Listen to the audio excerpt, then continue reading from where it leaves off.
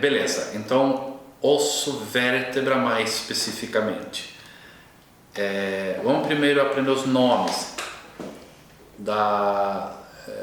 de uma vértebra, né? Se você observa, quase todos os ossos têm o nome corpo, e normalmente é a parte maior do osso. E na vértebra, essa parte aqui é o corpo. Observa que eu estou tampando um buraco aqui. Esse buraco não existe, tá? É que eu desmontei um antigo esqueleto e tinha um ferro aqui que segurava ele no lugar. Então esquece esse osso, eu vou tampar ele com o meu dedo para você não achar que existe essa aqui numa pessoa. Ok? Porém, esse buraco aqui existe, onde está o meu dedo aqui. E esse é o foramen intravertebral. É aqui que passa a medula espinhal, tá? Que é a sua conexão com o cérebro. Tá? Eu vou mostrar melhor já já. Vamos começando com essas partes aqui. Esse aqui é o corpo, então. Você tem o foramen intravertebral aqui. Essa parte que liga o corpo do resto da vértebra chama pedículo, ou arco da vértebra, ok? Depois você tem as partes salientes, né, que saem aqui. Presta atenção, esse aqui é processo espinhoso e esse aqui são os processos transversos. Processo, você já sabe, mas processo significa uma coisa pontuda, ele forma uma ponta.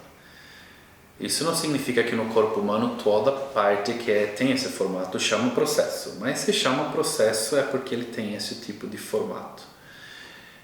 Aqui o processo espinhoso é esse aqui, ó. Se eu vou colocar ele assim, uma vértebra fica assim no corpo humano, você está vendo ele de lateral.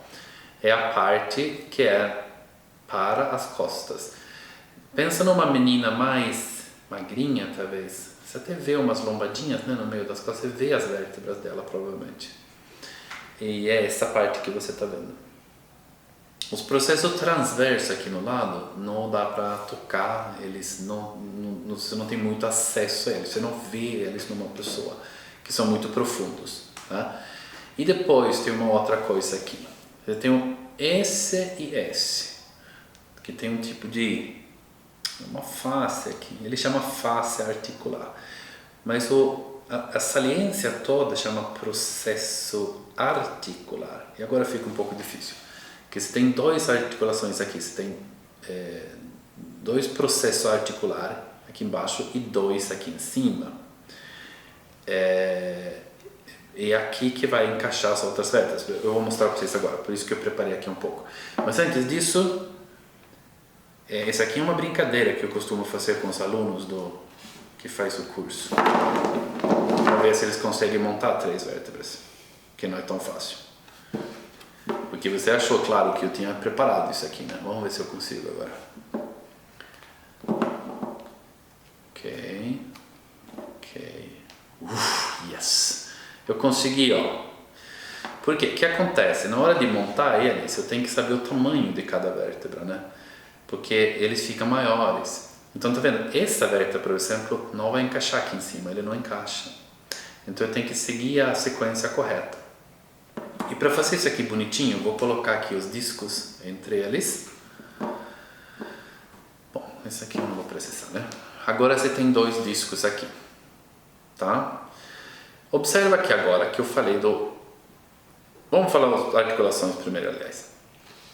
Tá vendo que esse aqui, a articulação inferior, os 2 processos de articulação inferior dessa vértebra vai encaixar no processo articular superior da próxima, olha aqui.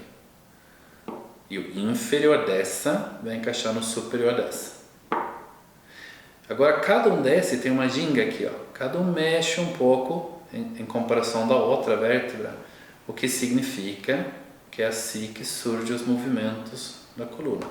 Cada vértebra mexe pouco, ok? Mas em conjunto, você tem 24 vértebras, você consegue fazer os movimentos da coluna, tá? Então o processo inferior encaixa no processo superior da outra vértebra.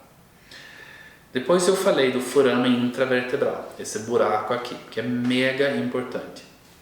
Eu vou colocar esses três de volta e eu vou ver se eu consigo mostrar isso aqui de alguma forma.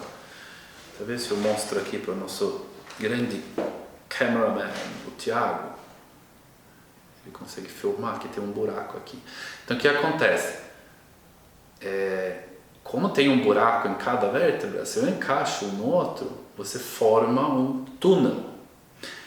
Se eu coloco o meu dedo aqui, por exemplo, você segura ele. Agora eu me sinto mal preparado, mas eu ponho uma caneta aqui, ó. Tá vendo a caneta? Como ele entra aqui.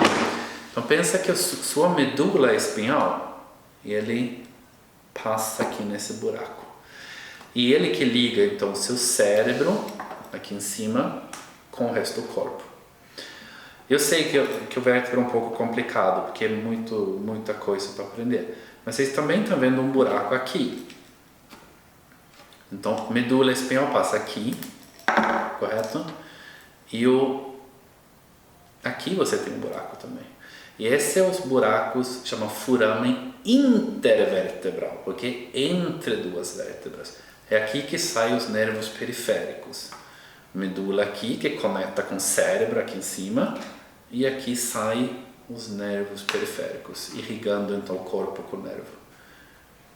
É a conexão do seu cérebro com o corpo. É razoavelmente importante. Estou brincando, é absurdamente importante, correto? Beleza? Então, esses aqui são as vértebras. Bonito, não? Eu gosto deles.